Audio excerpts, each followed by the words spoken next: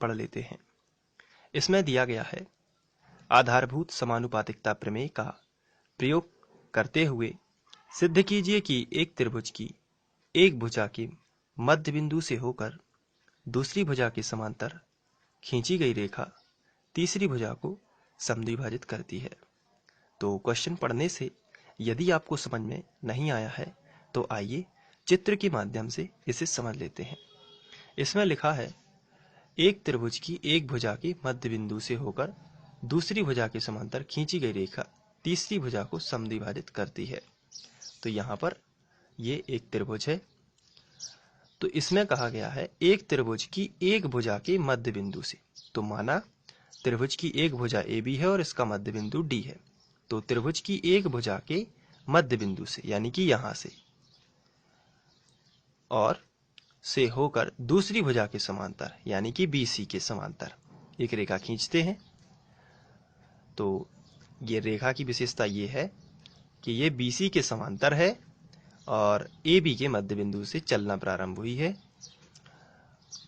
तो ये प्रूव करना है कि तीसरी भुजा को समद्विभाजित करती है, यानी कि ये E जो है मध्य बिंदु है, यानी हमें AE बराबर EC प्रूव करना है, तभी तो ये समद्विभाजित होगी।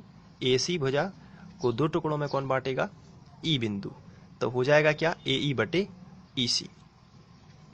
तो सबसे पहले हमें ये पता है कि AB त्रिभुज ABC में AB जो है इसका मध्य बिंदु क्या है? D है। तो अपन लिखेंगे यहां से सबसे पहले त्रिभुज ABC में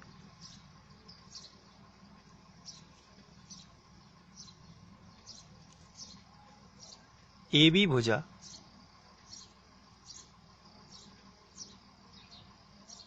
का मध्य बिंदु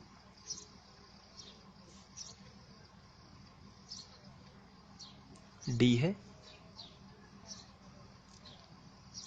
तो यहां पर ये हम सब मान रहे हैं, इसलिए हम माना इस्तेमाल कर सकते हैं। माना यहां पर लिखा है कि त्रिभुज की एक भुजा के मध्य बिंदु से, तो वो मध्य बिंदु क्या है? D है, और एक भुजा यानी AB का मध्य बिंदु है।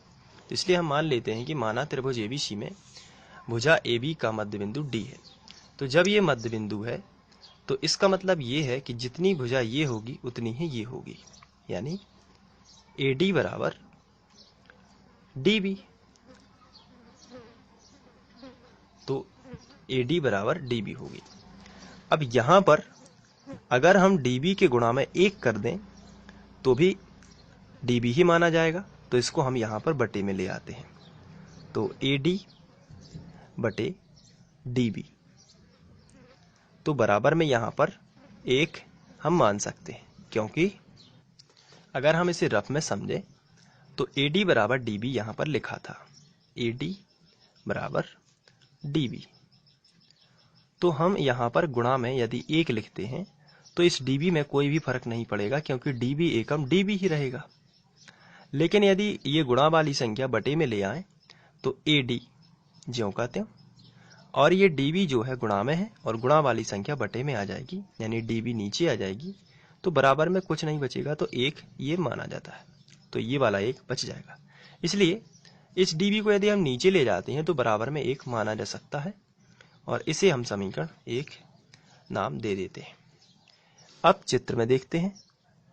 तो यहाँ पर यदि चित्र की बात करें तो ये जो DL यानी L लंबाई वाली ये रेखा जो आपको दिख रही है, ये BC के समांतर है। तो अपन लिखेंगे यहाँ से त्रिभुज ABC में दिया गया है कि DE जो है वो समांतर है BC के, क्योंकि क्वेश्चन में लिखा है दूसरी भुजा के समांतर खींची जाती है। तो यहां पर दूसरी भुजा क्या है? BC, तो इसके समांतर है DE। जब ये समांतर है तब आधारभूत समानुपातिकता प्रमेय लग जाएगा यहां पर।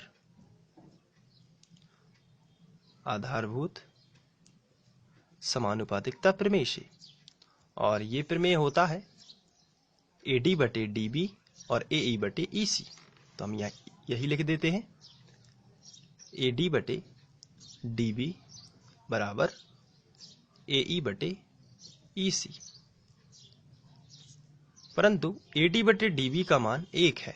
आप यहाँ पर देख सकते हैं समीकरण 1 से AD बटे DB कितना है 1, तो यहाँ पर हम 1 रख देते हैं। 1 बराबर AE बटे EC, और यहाँ पर स्पष्टीकरण दे देना है समीकरण 1 से। तो अब यहाँ पर EC का गुणा इसमें हो जाएगा, तो EC बराबर मिलेगा AE। तो यदि हम चित्र में देखें तो EC बराबर AE हमें मिल चुका है। तो जितनी EC है उतनी ही क्या है AE है। इसका मतलब ये तभी संभव है जब बिंदु E जो है वो AC का क्या हो, मध्य बिंदु हो। लिखेंगे अतः बिंदु E AC का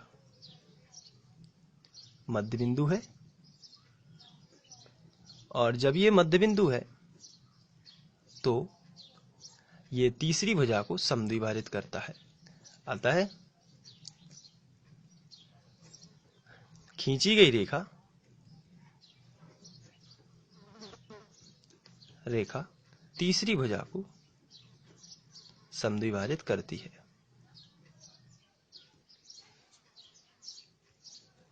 समद्विभाजित करती है। तो इस तरीके से आपको ये भी सॉल्व कर लेना है। Thank you.